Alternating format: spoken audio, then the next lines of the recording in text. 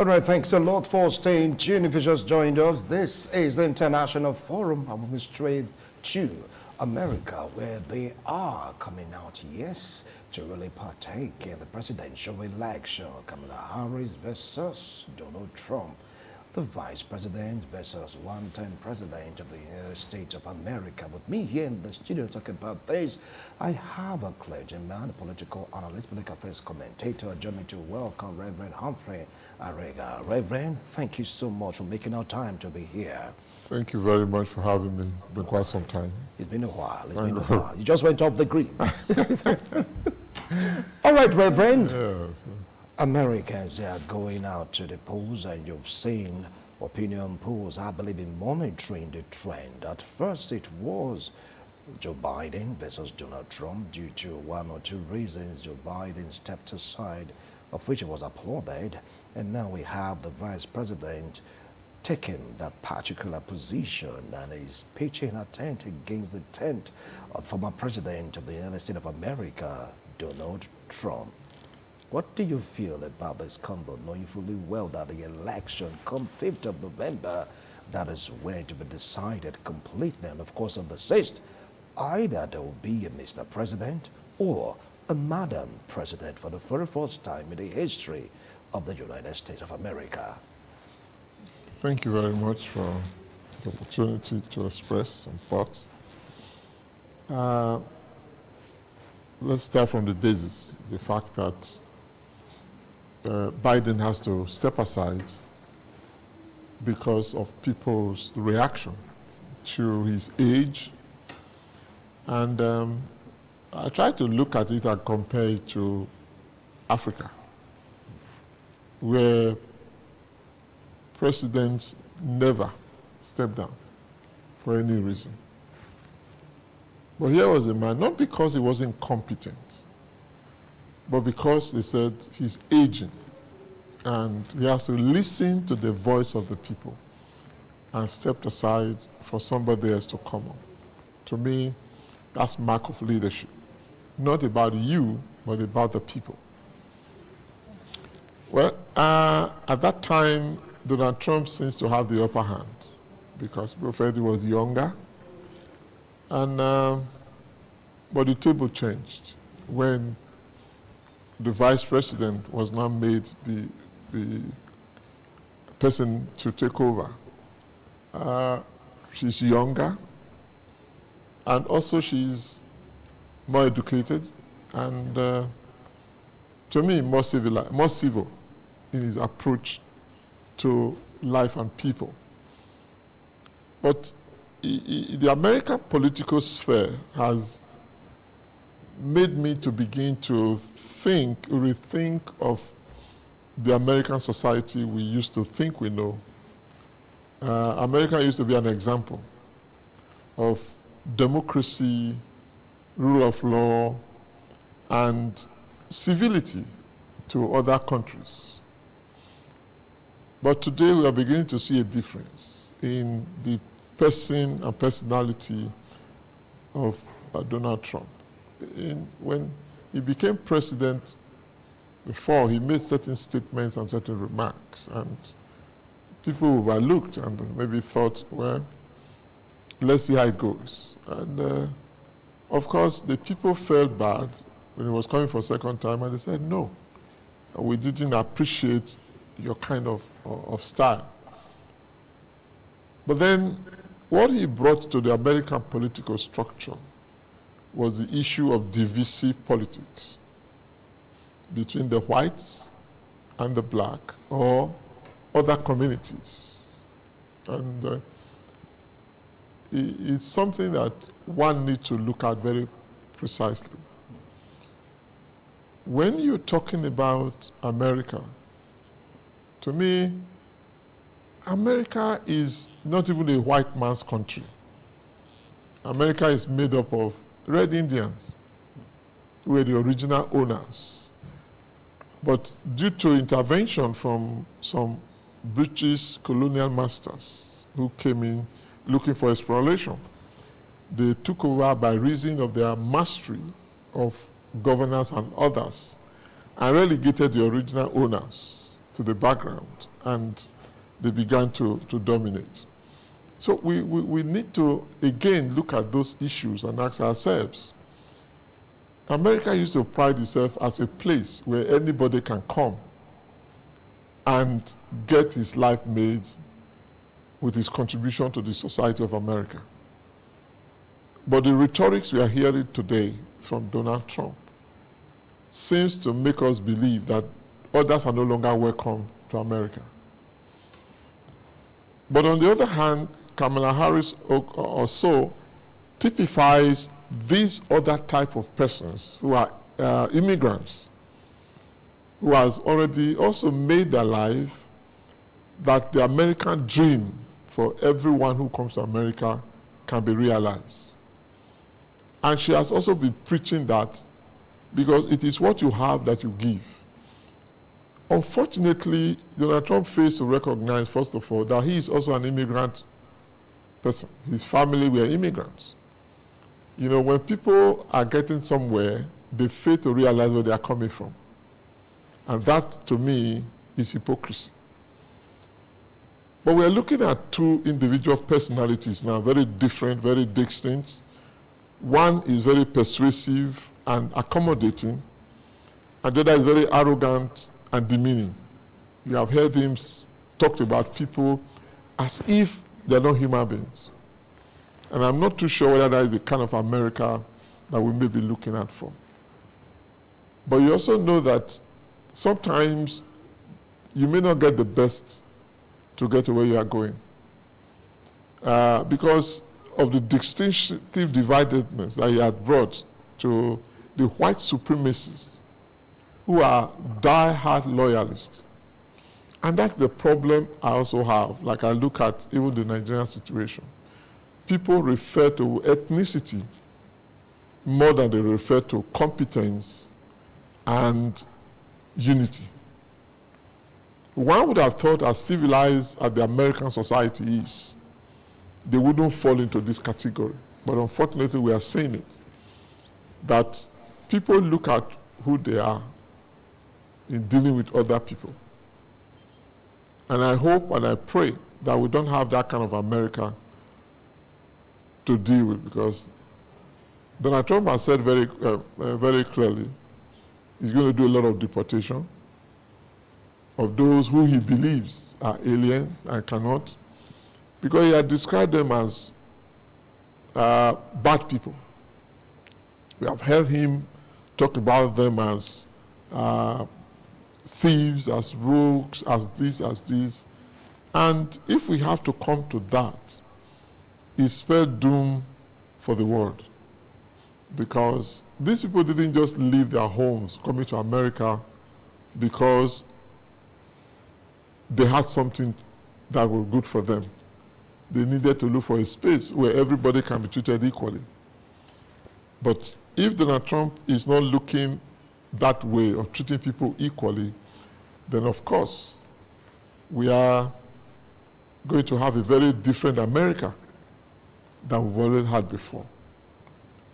But like we say, you cannot just make statements now. The only reason why we're also very skeptical is that even when you have majority votes, like Mrs. Clinton had, the college... We'll get to that point. We'll get to that point, because that we're probably looking at. Now, America has its phony system in the sense that the election is not just done in one day. Maybe a week or two, or sometimes months at a particular time, they'll start to vote. They'll start collating the vote. They'll start getting to know who is leading according to opinion polls. They'll start getting to know about the swing states. And let's take a look at the swing states. Yes, with Donald Trump, he was able to capture some, while Kamala Harris captured two to be at par with Donald Trump. The swing states are like, taking a look at. Does that mean that any political party that chooses to come out in America to compete or contest the election must always go win these swing states? Are they so important to the electoral process? Yes. The swing states came with the issue of size. the bigger the size of a state, the more representatives in the electoral process, deciding of who rules America becomes that. And so it is important that you don't only look for popular votes. You have to be able to capture those states and have more stakes in it so that you can go to the Electoral College. It is, like we said, like I tried to say earlier, it is not the popular vote that gives you the presidency. It is the Electoral College votes that gives you the upper hand. So even if you win all the other states and you're not able to win the swing states, you are likely not to be the president of America. So it is important that these states have, because they have a greater stake in the American political system, that you have to make sure you address yourself to them and they like what you are. Again, there are a lot of demographics now that is happening. Women, say the white women, young men, old men, all these demographics are also very important. The college women, those who have gone to school, are different from those who didn't go to school. The rural women are different from those who are urban women. And this is what makes the American politics important. We must relate to every of these segments if you are going to have a vote. Then, of course, the trend that is happening now is that the Latinos are becoming more populated in America than the whites. Then you talk of the blacks. So these demographics environments are becoming much more important. So you have to appeal to these persons to be sure that you will win. You know that the reason why Barack Obama won the election was because he appealed to the blacks and the Latinos. True. You know, more than the other people. And today, because again of what has happened, they seem not to be very happy with the Democratic Party. But again, of what will happen. The dynamics of life is playing a lot of role that we have. But I also believe that these things will also be as the election goes on. Again, like you said, the election is not held in one day like you have maybe in Nigeria. People, over 2 million or so have already voted as at today. So which means you have to be progressively monitoring who are these voters? Who are they likely to support? You know, that was why Donald Trump was fighting against electronic voting, postage voting. Also voters, these American Marines and others, because these are the ones who are much more inclined to Democratic Party. Well, unfortunately, he couldn't get his way through because the laws are laws. They're not made for individuals. Again, which is a better sign for the American political system, which we also don't find in Africa. All right. One man can rise up in Africa and change the law the next day. All right, now you just hold on. I want to go for a break. There's this aspect of money exchanging hands. We heard that it is happening right now in America, and they're accusing the Republican of orchestrating this dastardly act. We'll talk about it. Those are comparing it. Maybe Africa is beginning to show face in American politics. We'll be right back after this break. Don't go away. All right, some called him a trillionaire, others are calling him a billionaire in dollars. When you hear about Tesla, Elon Musk's name just come up. Be like, yes, this is Tesla, this is Elon Musk. But right now, it's been alleged that he has spent over 75 million US dollars just to support Donald Trump.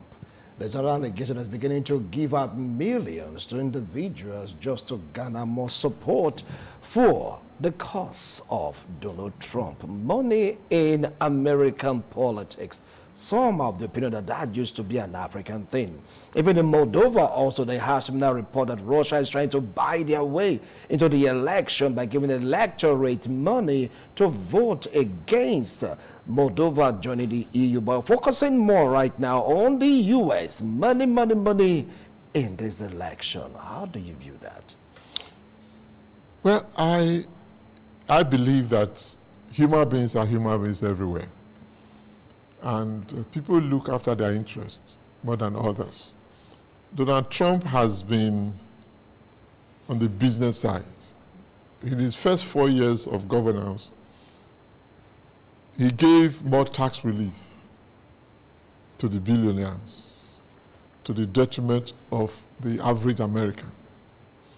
And I'm sure most also believe that the only way he can get something is through Donald Trump, because the Democrats have said they want to tax more of the rich and give relief to the poor, to the average American. So I'm not surprised that somebody like Musk will give his money to Donald Trump for election.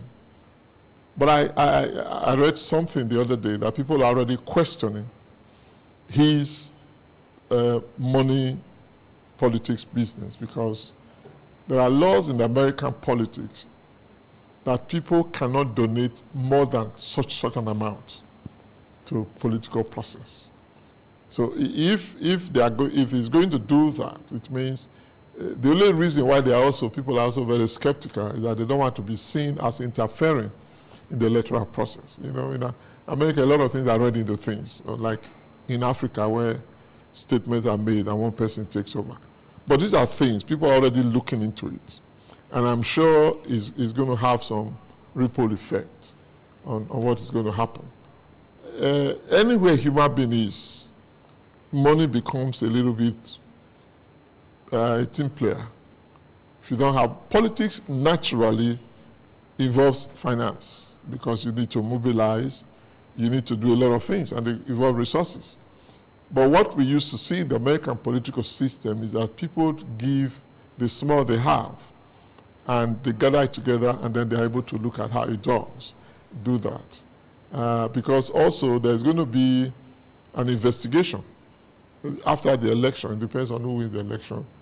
The other party will set up a probe as to how money exchange hands in political structures.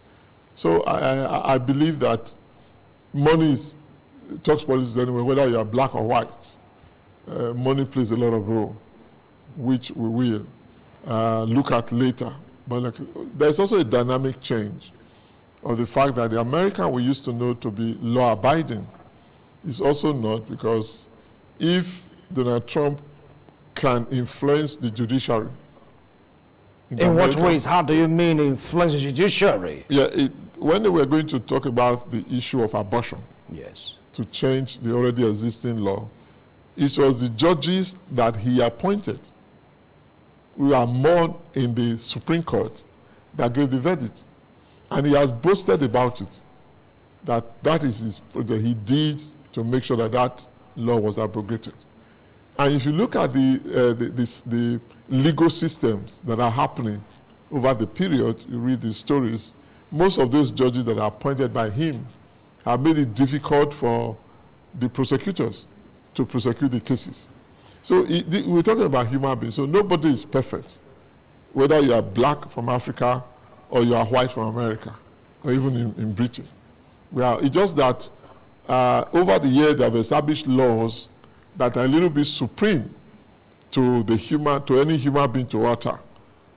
Unlike in Africa, where a judge, if you see what's happening in Nigeria, for instance, a governor you can just remove a judge.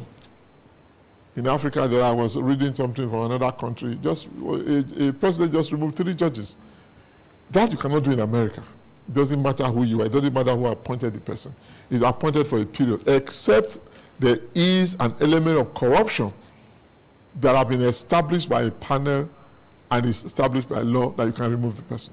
But in America, that's why things, the system the legal system looks like it's grinding slowly, but surely. Doesn't matter what you do. So we have to look at all those. And those are things people also are afraid of, that if Donald Trump wins again, and there is a window of opportunity of changing of getting people into the bench, a lot of laws that are restrictive to common people, that are protective to common people, might be removed. And see, this is one of the reasons why also Kamala Harris is getting a lot of ground, because the women felt that their own life is being destroyed because somebody feels that women should not have rights over themselves. And these are things, that's why issues matters more in America, no matter what you say, than in other places. All right. And that is what is playing out. Well, now let's delve into the Electoral College. We talked about the swing state based on the land mass and, of course, the number of persons or citizens living in this particular state. You have to come out top in this state to make you relevant in the election. When viewers, the election already decided in America, over 2 million they voted already, and the process is still on, but it's going to climax November 5. So on November 6, you'll be hearing that Mr. President or Madam President, depends on the way the election go. You gave an example of what happened to Hillary Clinton. By popular votes, she won by landslide, millions of votes given to her because Americans then really wanted her to be the first Madam President in American history, but it never happened because of one, people call it an enclave. You understand, a group of persons that came together to form the Electoral College to do the final election, and Donald Trump came out top. Do you see it happen again? Happening again, this particular dispensation in this contest between Donald Trump and Kamala Harris? Nothing is impossible. Nothing.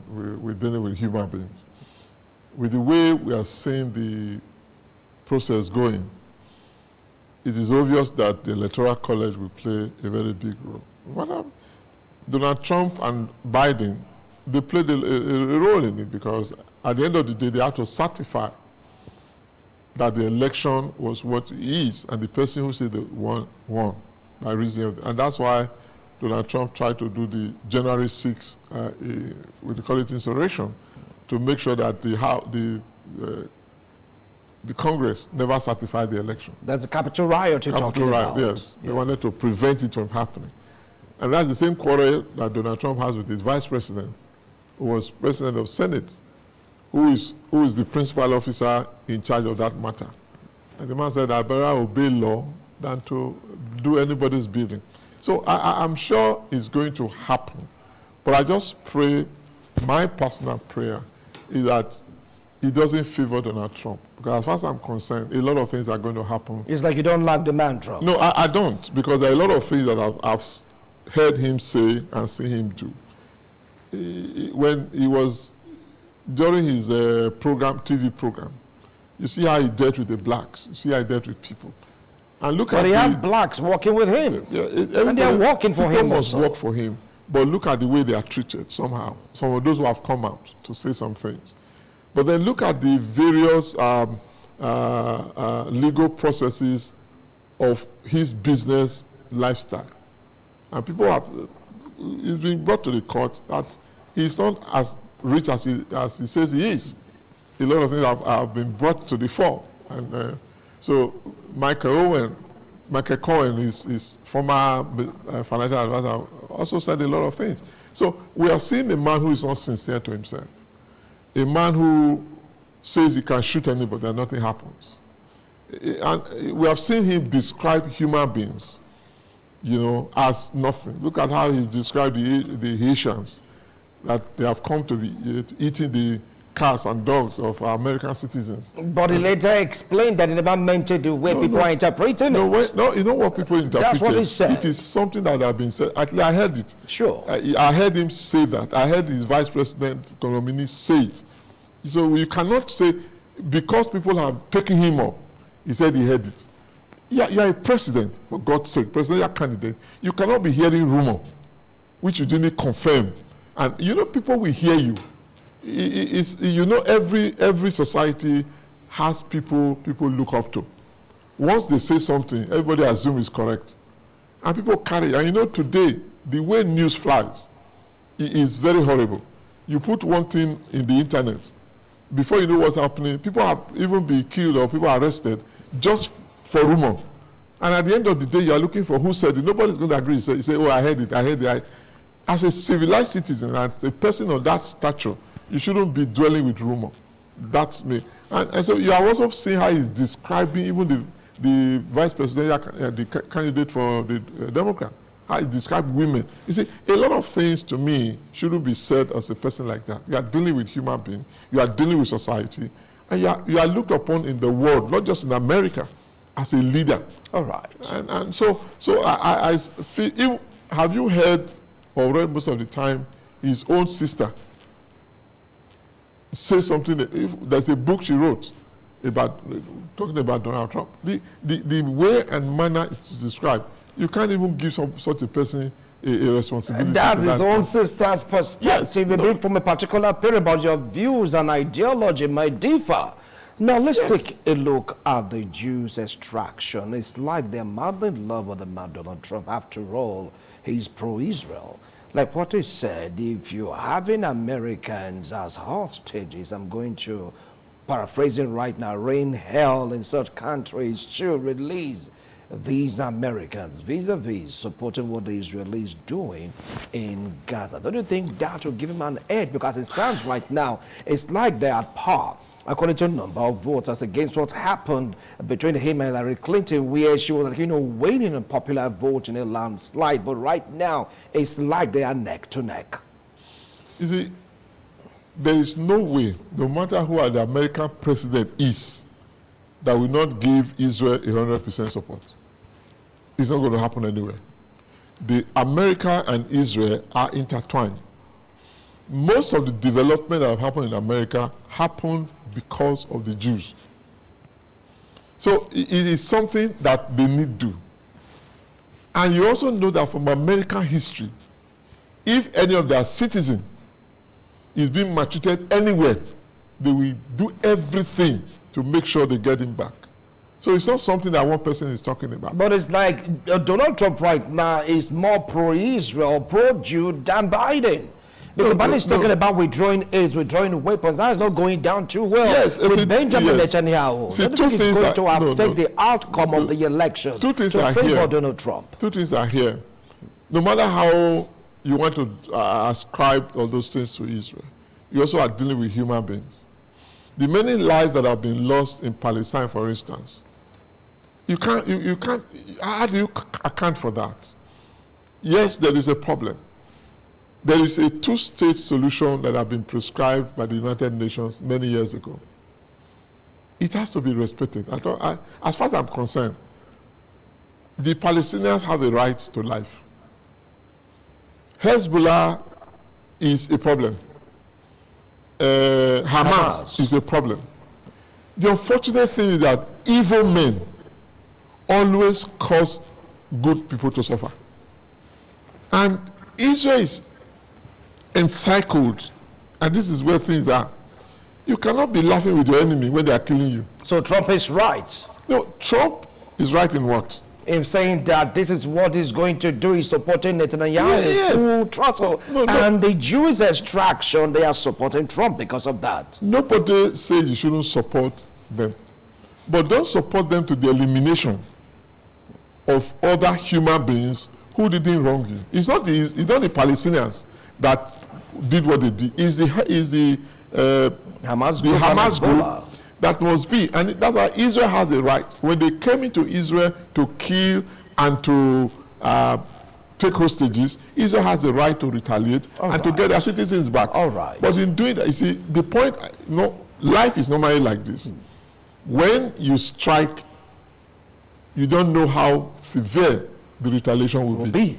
All right, now let's take a look at the aspect of Russia. Someone saying that Russia will be happier if the man Trump is there. Do you think that they will still do what they were accused of doing in the time of Trump versus Hillary Clinton? They were accused of interfering with the electoral process, hence it favored Donald Trump. Yes, the Russians will be much happier if Donald Trump wins. Because Donald Trump had never believed that the Ukrainians should be supported against Russia. So as far as he's concerned, Russia can overrun Ukraine and take them. It's not his business. You know, and so Russia will be very happy to have that kind of friend in the White House. But you have to look at issues. If you say you are a democratic country that practices democracy, why would you allow somebody else to oppress another country? It means you are not very, you are not, you cannot say that you practice what you preach. You are saying that you are the police of the world. Why will you not police people? You see, these are some of the things I talk about Donald Trump in his own sense of things. The way he reasons is very different from other persons. As far as he's concerned, he has more gain in Russia than he will have. I'm not even sure he has anything to do with Ukraine. So financially and otherwise, he has a gain to do with Russia. And that's where he goes. Everywhere he goes, it is his business interest. Just like what he was doing with Saudi Arabia. And we're doing business. Just like, so these are some of the issues. So we do not need individuals who are self-centered to be leaders of nations. All right. Finally, before we call it a wrap on this show, because our time is up, we have to do one or two things. If you're asked to give a position in the forthcoming election between Donald Trump and Kamala Harris, who do you think will come out top, putting the Electoral College in the picture? I would prefer that Kamala Harris comes top because she's more humane, she's more understanding of the problems of the common people, and you need people who are empathetic to others to be able to do some things. That's me. It is the character of the individuals that appeal to me more than the power, because if you don't have a good character, they say power corrupts. Absolute power corrupts, absolutely. Donald Trump is a friend to the most despotic persons in the world. Russia, North Korea, and the man from the other Caribbean countries. He's more friendly with those. He's not friendly with those who have humane heart. So I can't see myself voting for such a person if I had the opportunity to do that. All right, as it stands right now, according to popular opinions and views, the election in America started already. Over 2 million have voted. It's still ongoing, but on the 6th, we're going to know who will be crowned the president. Either they're going to be having a Madam President for the first time in American history, or Mr. President in the person of Donald J. Trump. Whatever happened, well, America is definitely a definition of democracy. Let's see how it goes. Reverend, thank you so much for coming on today's show. I appreciate your wonderful analysis. Keep observing, keep noticing things that are going on in the election, and perhaps we're going to call on people living in the U.S. to tell us their opinions and views. That'll be next week or 2 weeks before the D-Day, how things are really turning out in course of the election. See you next week, Tuesday, God willing. Bye for now.